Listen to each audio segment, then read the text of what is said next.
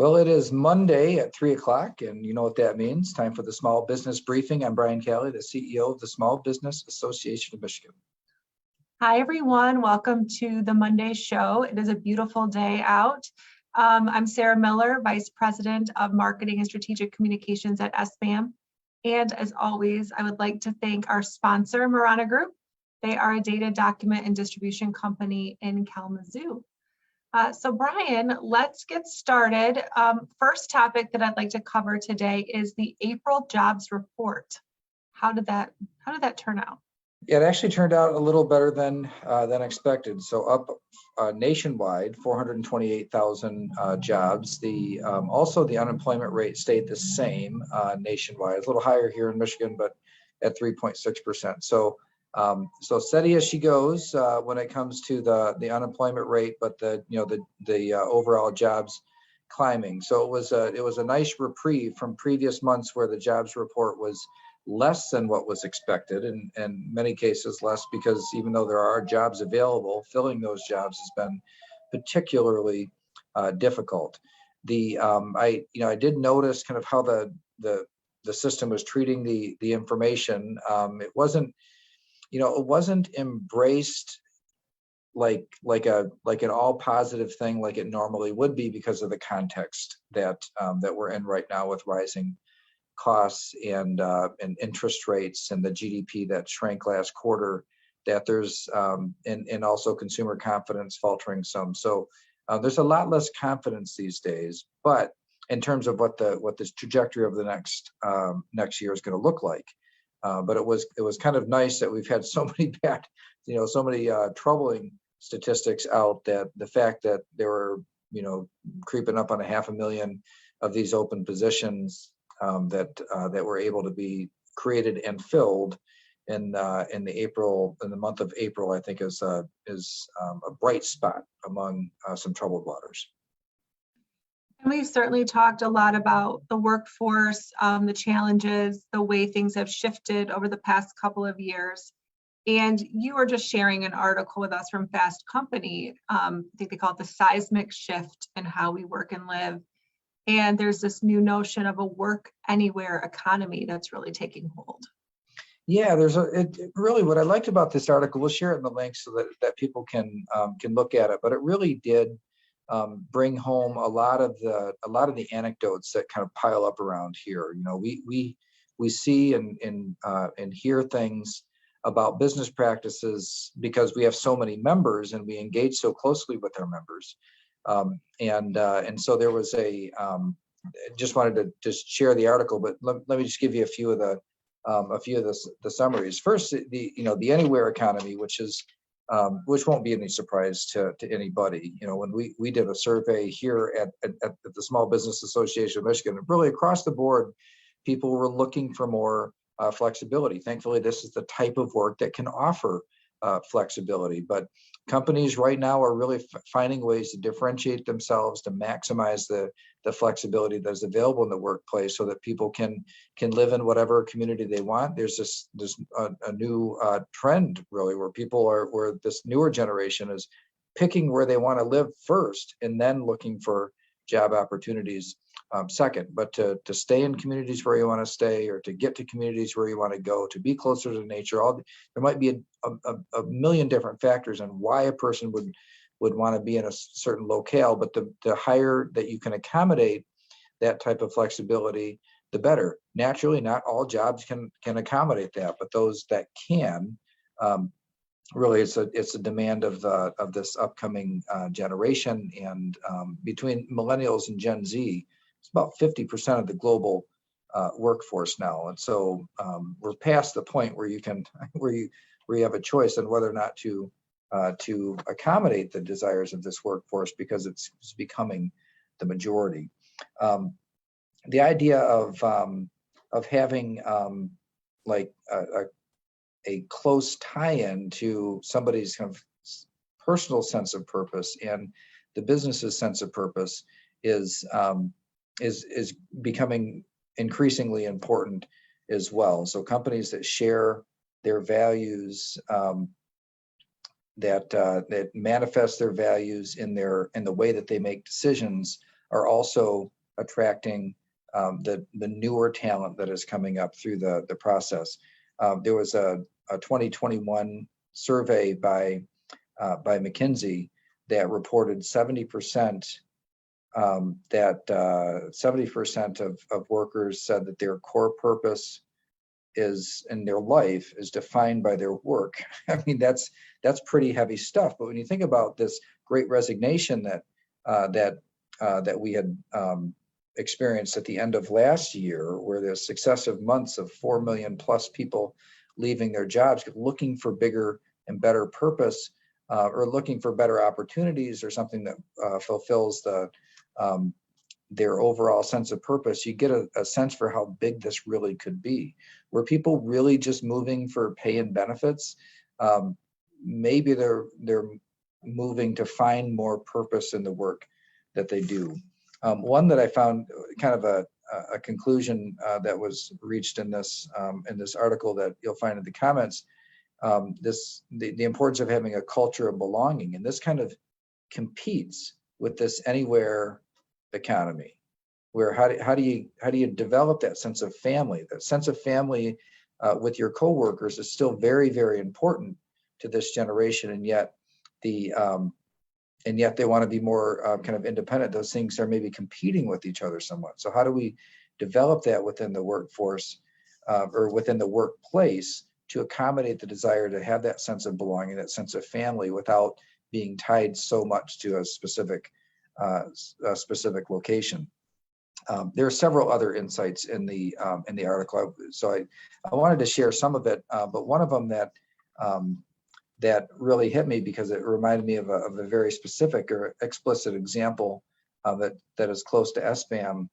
This idea of corporate responsibility, companies that we know is well documented that Gen Z and millennials do, like, in terms of they want to do business with companies that share their values. This is a thing that a lot of businesses have had to figure out how to adjust to, because that wasn't really something that was part of purchasing decisions in the past, or at least not as much as it is today.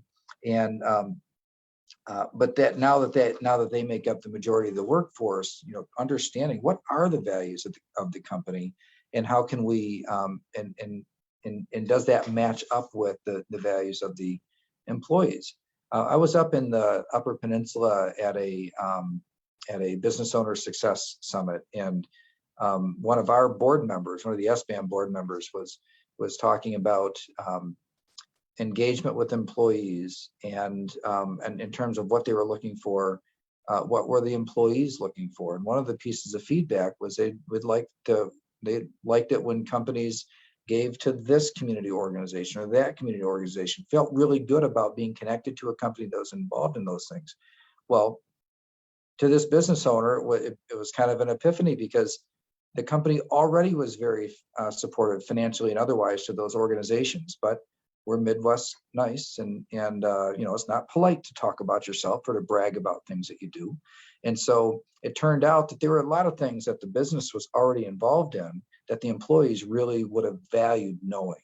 So the idea of sharing that information, empowering the employees with that knowledge that, hey, we are working for an organization that cares for the local community, that's supporting the things that I care about, and having that be the type of connection that brings those employees closer. So I thought some really good insights, and some, probably, you're probably not going to read it and see some kind of big revelation. These will be things that you've kind of picked up, and you can see the trends that are happening. But when you consider that very quickly, as millennials hit 40 years old and Gen Z starts entering into the workforce, as the behemoth generation of baby boomers is well into retirement, and my own generation, Gen X, is really small. So you can see very quickly how the preferences and the interests of this generation are going to take over. And those companies that figure out this mixture of how to create that sense of family, connect a person's core purpose to their work, that feel good about the work that they're doing every day, and they can connect it to something that's important to them, that corporate responsibility in the communities where they live and operate, together with really max flexibility, whatever is possible. Companies that figure that out are going to come out of the other side of the tail or in a different type of a situation. We do know that for many, many small businesses, this idea of max flexible work, it's not really possible, right? When you're talking about servers at a restaurant, when you're talking about physical retail stores, and a lot of different professions that just require people to literally be present at a specific time.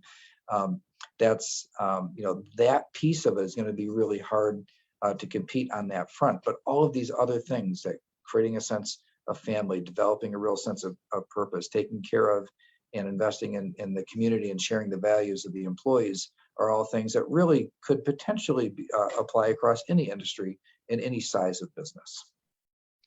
While you were talking, it reminded me of another article that we had shared in some of our newsletter versions today, and it's "Competing for Talent is Becoming a Game of Limbo. How low can you go?" And really referring to flexibility. How flexible are you willing to be in order to attract and retain your talent? So I will drop the link to that article in the chat as well. We're going to shift gears now and talk about hospital prices. So kind of a big shift here. We have a special guest. Scott Lyon is SBAM Senior Vice President, and he has his eye on all things healthcare for our members. So welcome, Scott. And what can you tell us about hospital prices and some new data here? Well, thanks, Sarah. I can speak to hospital prices at the 30,000 foot level, and just would like to ask our listeners, our members, not to shoot the messenger, because it's not great news. I think that most of our members would know that we have a great relationship with Blue Cross and Blue Shield of Michigan and with health insurance agents all across the state, and that for the past 30 years or better, SBAM has been paying close attention to the cost of health care, the cost of health insurance, because that's been a top concern of our members for all that time. For small business owners, healthcare, inpatient, outpatient, all of that stuff really comes down to, what does it cost by way of a premium that I pay on behalf of my employees so that we can provide health insurance to them as an employee benefit. For those of our members that have had their health plan renew in the first part of this year, they know that prices are on the rise. In some cases, those price increases are in the 8 to 12% range or more, and there's no real end in sight to these cost increases. The tendency is to place blame on the health insurance company, because that's where the premium is coming from. And I'm not going to defend the health insurance companies. That's not my role. But what I want to provide everyone with is a little bit of a look behind the curtain. We're a member of an organization called the Economic Alliance for Michigan. And that's an organization of employers and unions that have common goals, common interests, one of them being the cost of health insurance. And through that relationship, we're privy to some information that has just come out from the RAND Corporation, and it's the RAND Hospital Price Transparency 4.0 report. And what that report is showing are some fairly large price increases from the hospitals. From 2017 to 2020, so looking back on those years, commercial hospital prices in Michigan increased from 156% to 203% of what Medicare pays for hospital services. So two things real quick. Obviously, that's a 47% increase in just 3 years. But a lot of industry experts would point out that what Medicare pays hospitals is about right. And when commercial insurers, small businesses, large businesses that are buying health insurance for their employees, when they're paying 156% or 203% of Medicare, what that is a reflection of the subsidy that's going in for Medicaid and for people that are uninsured. So there's a huge cost shift from Medicaid to commercial insurers. To break that down a little bit more, so it's a big increase, inpatient costs went from 153% of Medicare to 219% of Medicare in those years. Then outpatient went from 161% to 182%. So again, getting back at that 47% average increase into the hospitals. You start combining this, so that's what happened 3 years ago, 2 years ago. What's going on today? The same thing. We see cost increases from hospitals coming in at anywhere from about 7 to 15%. That's what they're asking for. And they're asking for those kinds of price increases for several reasons. One being the nursing shortage that everyone has heard about. Nurses on average are making about 9% more year over year. So that's a big piece of what goes on inside of a hospital, is paying for their nurses.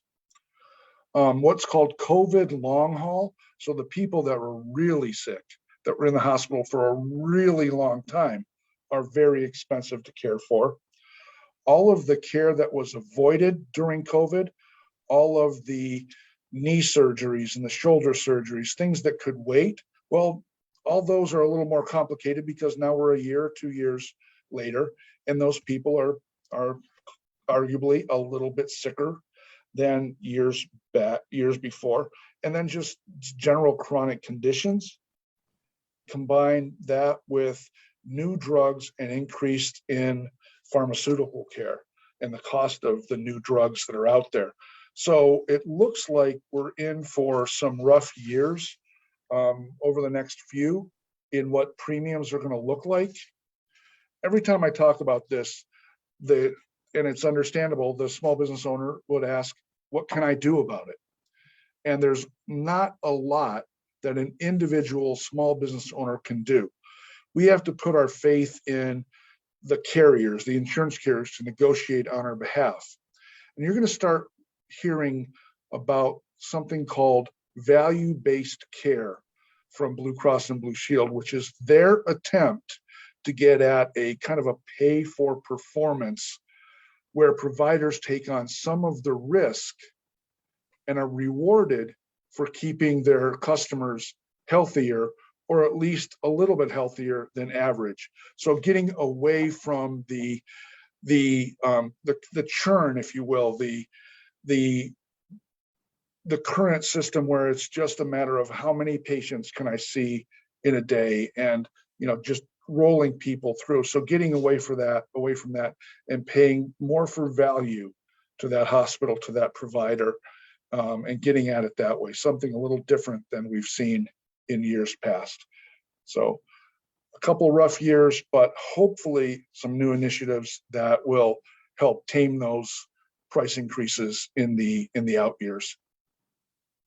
It probably won't be terribly surprising, to people, given all that's happened in the last few years, this idea of, work being backed up, people being sicker, and then the overall kind of cost increases that everybody's experiencing, every type of business, is also hitting healthcare, but maybe even more acute in terms of shortages in workforce, and therefore kind of driving up the overall costs in there. That is going to show up in premiums. It's something to be ready here for the future.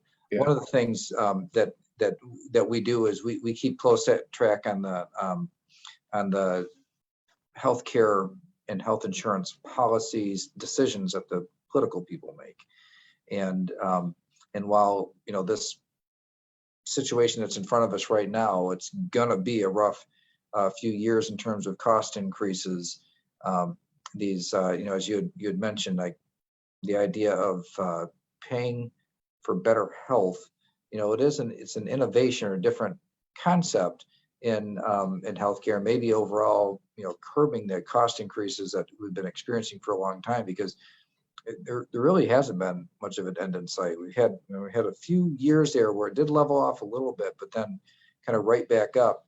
And so something has to give, because as we see any organization, an organization like ours, we have 28 employees, and so health insurance is a major part of the budget. Mm-hmm. So as we're budgeting, we can, we have to kind of assume double-digit increases every year, and it's just not sustainable forever.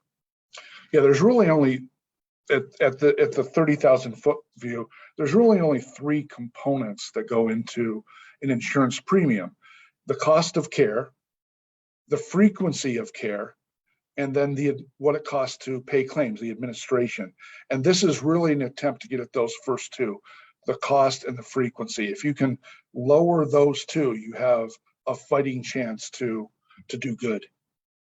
Yeah, and there's I think a lot of people have learned a lot about how reimbursement works. And you'd think that these, in your mind, you think, well, if a hospital has like one of these like a long haul COVID patient, they must get paid by the day that they're in the hospital. But that's not true. Generally, hospitals are paid the same amount whether for that diagnosis, whether they're in the hospital for a month or a couple days. And so it's just a different way, the way that the pricing works. And so the longer stays, the longer COVID stays, meant that the hospitals made less money, not more, because because those beds were not available for other paying patients. That the amount of income from a particular patient was fixed, and if they're there for a month, then there's some ancillary services around in terms of intensity of care, but really there's not much. Having somebody for a long time for a diagnosis like that doesn't bring in more revenue to the hospital. And so the hospitals find themselves in pretty rough shape now too, because they've got rising costs, but also even though utilization of hospital services has been up, because it's been sicker people, and a lot of it toward COVID, it doesn't really compete with things like joint replacements, that example that you used earlier, where the hospital really needs those kinds of procedures in order to make the cash flow work. So yeah, a couple of rough, likely cost increase years in front of us, but it is good to see, at least very pleased to hear Blue Cross talking about some innovations in the way that they're going to approach the system and maybe change the focus to health instead of volume. All right, thanks, Scott. Thank you. All right, let's talk a little bit about the presidential election. And yes, it's still 2 years away, but there's already some competition for various states to move up their primary election dates. Yeah, this is something that a lot of states want to go early. So you hear about like New Hampshire and Iowa, and South Carolina is another one that goes quite early. And Michigan is kind of in the middle of the pack. So, the first half of states, but not particularly influential, because those earlier states are very influential. There's a lot of jockeying every 4 years for these states that want to move up. And so far, there haven't been big changes in that. Now, the Michigan Democratic Party is already making it known and making some moves to try to get Michigan earlier in the process. And there have been attempts in the past to do this. And one of the things that makes it difficult in Michigan is that traditionally our state has not required party registration. So you don't go to the Secretary of State and register as a Republican or register as a Democrat when you vote. You can only vote in one of the two primaries, either vote in the Republican primary or the Democratic Party, but the government doesn't make you register with a party in order to participate in the elections. The national political parties, they like the early states to have caucuses or party registration so that they know Democrats are picking the Democrat nominee and Republicans are picking the Republican nominee. that makes me a little, while there's a lot of kind of energy and discussion about Michigan moving up, I'm a little skeptical that we would be well positioned to move up in that process. And even though it's, the presidential election wouldn't be until 2024, these decisions on form and timing, they really do happen. They start that discussion and the process for making those decisions starts a couple years early. So that's well underway now. And in the meantime, we've got our state elections. Pretty much everything in the state of Michigan is on the ballot this time. So we'll have a busy election season. But right in the middle of all that will be this debate. Now, by the way, there were 18 states now, including Michigan, that have gone to the National Democratic Party and indicated an interest or a desire to move up very early in the process, that they would have their primary or convention to pick presidential nominees early. So Michigan is definitely not the only state that's thinking of this. I think it would be good to move forward. It was tried previously, a little more than 10 years ago. And this lack of party registration is something that came up quite a bit. I was in office last time it came up, and I remember having this discussion with constituents. And the mood at that time was the idea of, I don't want to have to go to the government and declare a party. And it's a very independent state. People kind of tend to vote one way or another, and their patterns are pretty consistent generally. But it tends to be an independent state that, and at least in the past, last time this came up, was not really too keen on party registration, which I think would probably knock Michigan out of the running to go very early in the process. But who knows? I mean, elections are, and the political process is less predictable than it has ever been. That is true. All right, let's finish up with a brief Data Monday report. All right, so I'm going to just run through here real quickly.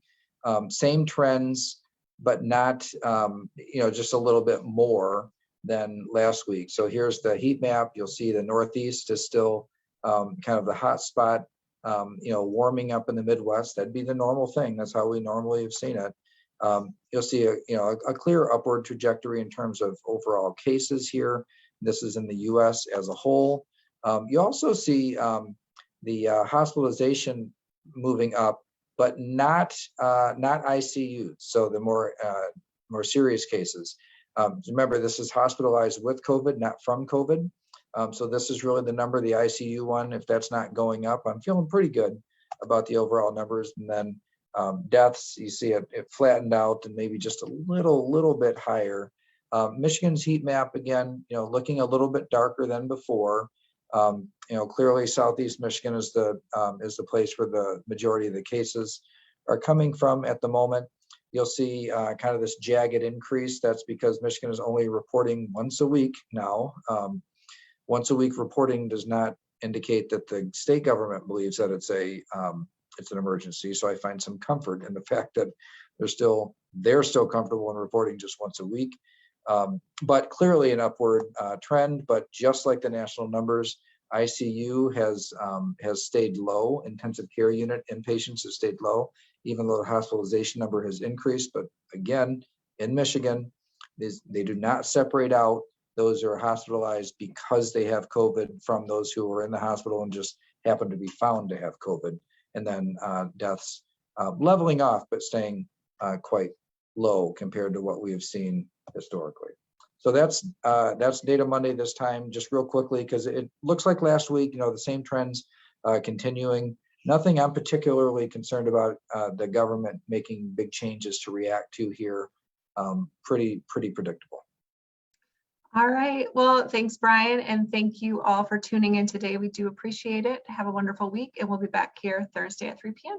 Hey, I'll see you all on Thursday.